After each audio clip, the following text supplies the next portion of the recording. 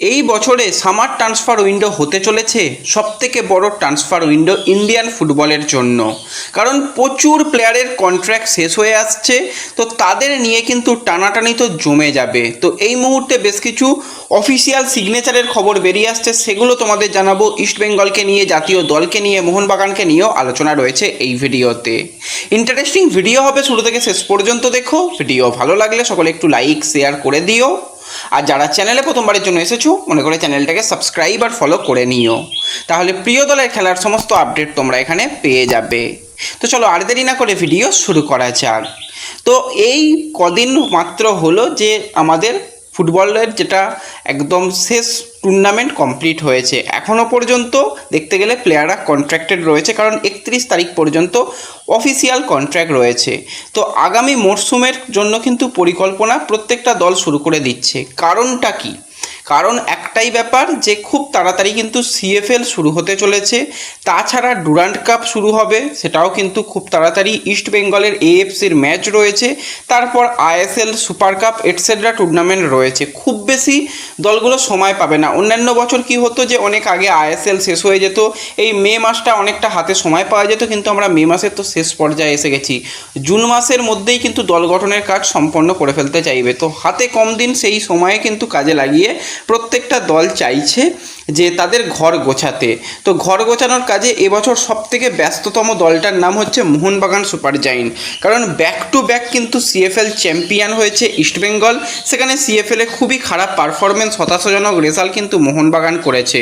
তো সিএফএলকেও কিন্তু একটা ভালো রকমভাবে নেওয়ার চিন্তাভাবনা করেছে সবুজ মেরুন বাহিনী। তারা কিন্তু বেশ কিছু প্লেয়ারকে সাইন করাচ্ছে। অলরেডি সায়ন ব্যানার্জির সাইনিং তো হয়ে গেছে ধরে নিতে পারো, তার সাথে সাথে কিন্তু একজন এক্সপিরিয়েন্স চ্যাম্পিয়ন প্লেয়ারকে কিন্তু এবার মোহনবাগান সই করাতে চলেছে। তো সেই প্লেয়ার হচ্ছে 28 বছর বয়সী সেন্ট্রাল মিডফিল্ড পজিশনের প্লেয়ার তন্ময় ঘোষ, যাকে কিন্তু আমরা মোহামেডানেই দীর্ঘ সময় খেলতে দেখেছি, সেখানে সিএফএল চ্যাম্পিয়ন হতে আমরা দেখেছি। এছাড়া তাকে আমরা কিন্তু সেখানে আই লিগ চ্যাম্পিয়ন হতে দেখেছি। পরবর্তী সময়ে রাজস্থান ইউনাইটেড, গোকুলাম কেরালা, জর্জ টেলিগ্রাফের মতন দলেও তাকে খেলতে দেখেছি। তো এই এক্সপিরিয়েন্স প্লেয়ারকে কিন্তু এবার আমরা সবুজ মেরুন জার্সি গায়ে দেখতে পাবো। তার সাথেও কিন্তু চুক্তি কমপ্লিট করে ফেলেছে মোহনবাগান সুপার জায়েন্ট। এবং কয়েকদিন আগেই তোমাদের একজন প্লেয়ারকে নিয়ে আপডেট শেয়ার করেছিলাম, যার সাথে কিন্তু ইস্টবেঙ্গলের কথাবার্তা অনেকটাই এগিয়েছিল, এমনকি মোহনবাগানেরও টার্গেট ছিল। তো সেই প্লেয়ার হচ্ছে মোহাম্মদ আমিল নাইম, যাকে আমরা ইউনাইটেড এসসির হয়ে আই লিগ 2-এ খেলতে দেখেছি। এই আমিল নাইম কিন্তু দুর্দান্ত মানের একজন প্লেয়ার, তাকে আমরা যেটা বেঙ্গল সুপার লিগ হলো সেখানেও চ্যাম্পিয়ন দলের সদস্য থাকতে দেখেছি। তো ওভারঅল ভালো প্লেয়ার, ভালো প্রোফাইলের প্লেয়ার এবং নো ডাউট একজন কোয়ালিটি প্লেয়ার তাকে বলতেই হয়। তো এই প্লেয়ার ইস্টবেঙ্গলের টার্গেটে ছিল, কথাবার্তা এগিয়েছিল, মোহনবাগানও চেষ্টা করছিল, কিন্তু সব শেষে সে যেটা সিদ্ধান্ত নিয়েছে তার পুরাতন দল পুলিশ এসসিতে সাইন করবে। তাকে আরও একবার আমরা পুলিশ এসসির হয়ে দেখব। এর আগেও আমরা তাকে পুলিশ এসসির হয়ে খেলতে দেখেছি। তো আসন্ন সিএফএলে কিন্তু পুলিশ এসসির হয়ে কিন্তু আমিল নাইমকে আরও একবার দেখব। ইস্টবেঙ্গলেরও টার্গেট হাতছাড়া, এমনকি মোহনবাগানেরও টার্গেট হাতছাড়া হলো, সেটা বলাই যেতে পারে। কিন্তু কিছু প্লেয়ারকে নিয়ে কিন্তু ইস্টবেঙ্গল মোহনবাগানের লড়াই জাস্ট জমে যাবে। সায়নকে রাখতে চাইনি বলে সায়ন থাকেনি, সায়নকে রাখার খুব একটা ইচ্ছা ছিল না, কারণ তাকে গেম টাইম দিতে পারছে না, সে তার স্যালারিকে কিছুটা হাই চাইছে, আরও এটসেট্রা অনেক ব্যাপার রয়েছে। আমি কোনো প্লেয়ারকে নিয়ে খারাপ মন্তব্য করতে চাই না, তো সেগুলো না জানলেও চলবে। তো যেটা ব্যাপার হচ্ছে, আরও কিছু প্লেয়ারের কিন্তু কন্ট্রাক্ট হয়ে আসছে। ইস্টবেঙ্গলের রিজার্ভ টিম নিয়ে আমি একটা পুরো ভিডিও দেবো, সেখানে তোমরা দেখতে পাবে যে রিজার্ভ টিমের কীরকম কী পরিবেশ পরিস্থিতি অবস্থা রয়েছে। সেখানে জেসিন টিকেকে নিয়ে কিন্তু এই মুহূর্তে বাজার বেশ কিছুটা গরম। তোমরা অনেক জায়গা থেকে অনেক আপডেটই পেয়েছো, প্রচুর মেসেজ ফেসবুক ইনস্টাগ্রামে তোমরা করেছো। খুবই ভালো লাগছে তোমরা আমার সাথে কথা বলছো, বা আমিও যাদের পারি রিপ্লাই দেওয়ার যতটা পারি চেষ্টা করি। অতিরিক্ত মেসেজের চাপ তো সবাইকে হয়তো রিপ্লাই দিয়ে উঠতে পারি না, কিন্তু তাও চেষ্টা করি। যারা এখনও আমাদের সোশ্যাল মিডিয়াগুলো ফলো করোনি, অবশ্যই ডেসক্রিপশন বক্স থেকে কিন্তু তোমরা ফেসবুক পেজ, হোয়াটসঅ্যাপ, টেলিগ্রাম, ইনস্টাগ্রামগুলো একটু ফলো রেখো, সেখানেও আমরা আপডেট শেয়ার করি। তো সেখানে যেটা মেন চর্চার বিষয়, জেসিন টিকে কি তাহলে দাদা মোহনবাগানে চলে গেছে? সব জায়গা থেকে তো বলছে যে মোহনবাগানের সঙ্গে নাকি তার চুক্তি হয়ে গেছে। দেখো আজকের দিনে দাঁড়িয়ে, এই 27 তারিখে দাঁড়িয়ে আমি যেটা তোমাদের আপডেট দিচ্ছি, অবশ্যই জেসিন টিকের কন্ট্রাক্ট শেষ হয়ে আসছে। জেসিনের ফার্স্ট যেটা পছন্দ সেটা হচ্ছে অবশ্যই ইস্ট বেঙ্গল। অনেক জায়গা থেকে শুনবে যে মোহনবাগান তার পছন্দ না, সে ইস্ট বেঙ্গলে খুবই হ্যাপি রয়েছে। এবার সমস্যার ব্যাপার হচ্ছে জেসিনের একটা চোরা চোট রয়েছে, সেই জন্যই ম্যানেজমেন্ট ভাবনা চিন্তা করে জেসিনকে নিয়ে সিদ্ধান্ত নেবে। হয়তো সিদ্ধান্ত এমনও হতে পারে তাকে আমরা মোহনবাগানে দেখতে পেতে পারি, কিন্তু ইস্ট বেঙ্গল যদি তাকে ছাড়ে নিশ্চয়ই কোনো কারণে ছাড়বে, তাছাড়া কিন্তু তাকে ছাড়ার কোনো মানেই হয় না।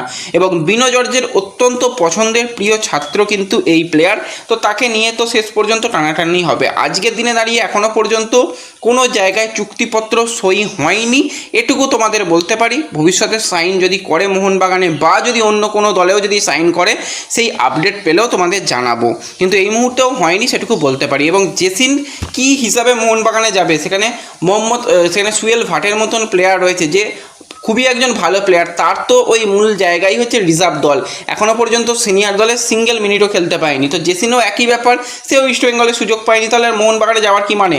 ইস্টবেঙ্গলে যে ভালোবাসা পেয়েছে, যে পারফরমেন্স ইস্টবেঙ্গলে তুলে ধরেছে, সেখানে ইস্টবেঙ্গলই সে স্যালারি কিছুটা বাড়িয়ে থেকে যাওয়াটাই মনে হয় ভালো। এবার দেখা যাক, প্রফেশনাল প্লেয়ার সে যে কোনো সিদ্ধান্ত নিতেই পারে। এবং এর সাথে সাথে আমরা যে প্লেয়ারকে নিয়ে দীর্ঘদিন ধরে কথাবার্তা বলে আসছি, 19 বছর বয়সী ভারতীয় মিডফিল্ড পজিশনের প্লেয়ার ভানলালপেকা গুইটে, যে কিন্তু ইস্টবেঙ্গলের সুপার কাপ জয়ী দলের সদস্য, আইএসএল চ্যাম্পিয়ন দলেরও সদস্য। এবার এই ভানলালপেকা গুইটেরও কিন্তু কন্ট্রাক্ট শেষ হয়ে আসছে 31 তারিখ, যাকে কিন্তু আমরা জাতীয় দলের বয়সভিত্তিক দলে খেলতে দেখেছি অনেক দিন ধরেই ইস্টবেঙ্গলে যুক্ত রয়েছে এই পেকা গুইটে। গুইটের লাস্ট সিজনটা সিএফএলে ব্রিলিয়ান্ট গিয়েছিল, ইনজুরি পাওয়ার পরেও কিন্তু সে খুবই ভালো পারফরমেন্স করেছিল। এবার গুইটে পেকাকে দিকেও কিন্তু নজর রয়েছে মোহনবাগান সুপার জায়েন্টের, সেটা আজকে নয় দীর্ঘদিন ধরেই নজর রয়েছে। এর আগে আমরা গুণরাজকে দেখেছিলাম যে পেকা গুইটের সাথেই খেলতো একই সাথে, সে বর্তমানে মোহনবাগান দলে গেছে এবং সে মোহনবাগানকে পছন্দ করেছে, সে মোহনবাগানে গেছে, কিন্তু ওই একই ব্যাপার, গেম টাইমের জন্য যাওয়া, সেখানে গেম টাইমের অভাব, শুধুমাত্র সিএফএলেই তাকে দেখতে পেয়েছিলাম, তারপর আর তাকে খুঁজে পাওয়া যায়নি। তো সেক্ষেত্রে পেকা গুইটেরও একই ব্যাপার হবে, সে যদি যায়। তো পেকা গুইটের যেটা পজিটিভ ব্যাপার ইস্টবেঙ্গলের থেকে যাওয়ার, সেটা হচ্ছে পেকা গুইটে কিন্তু ইস্টবেঙ্গলের যেটা আইএসএল স্কোয়াডের সঙ্গে যুক্ত ছিল, সেখানে রেগুলার বেসিকে সে কিন্তু প্র্যাকটিস করেছে এবং কোচ অস্কার ব্রুসন কিন্তু এই পেকা গুইটেকে খুবই পছন্দ করে, তার খেলার কোয়ালিটি ধরন। এবার অনেক ছোট প্লেয়ার, তাকে তৈরি করতে হবে, তার এখন শেখার বয়স, তার এখন লাখ লাখ কোটি কোটি টাকা ইনকাম করার বয়স নয়, ফুটবল অনেক তার সামনে পড়ে রয়েছে। অস্কার তার ভুল ত্রুটি শুধরে দিয়ে তাকে কিন্তু তৈরি করে নিতে চাইছে এবং ইস্টবেঙ্গলের প্ল্যানিং রয়েছে এই পেকা গুইটেকে নিয়ে।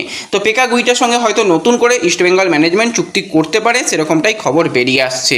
তো আশা করছি সমস্ত প্লেয়ারের আপডেট দিলাম। এবার আমরা যদি সরাসরি জাতীয় দলের কথা বলি, তো রাত 12টা, হ্যাঁ ঠিকই শুনছো, রাত 12টায় কিন্তু আমাদের ইন্ডিয়া তারা মুখোমুখি হবে জামাইকার সঙ্গে। ম্যাচ তোমাদের বলেছিলাম ফ্যান করে দেখা যাবে, ফ্যান করেই তোমরা সাবস্ক্রিপশন নিয়ে ম্যাচ দেখতে পাবে, তো সেখান থেকে তোমরা ম্যাচ অবশ্যই দেখো। এবার আমাদের জাতীয় দলের কথা বললে, সেখানে অনেক প্লেয়ারের অভাব রয়েছে, তারপরও কিন্তু একটা শক্তিশালী দল খেলানোর চেষ্টা করবে, কিন্তু অবশ্যই সেক্ষেত্রে আমাদের খালিদ জামিল, তো খালিদ জামিল শেষ মুহূর্তে সানান এবং বিক্রম প্রতাপকেও আজ সকালে পেয়ে যাওয়ার কথা রয়েছে। তাদের পেয়ে গেলে যেরকমটা দল হতে পারে, সেখানে গোলের তলায় কিন্তু ঋত্বিক তিওয়ারিকেই আরও একবার দেখার সম্ভাবনা রয়েছে, কিন্তু হয়তো ওই যেটা বললাম গুরপ্রীতকেই ব্যবহার করতে পারে।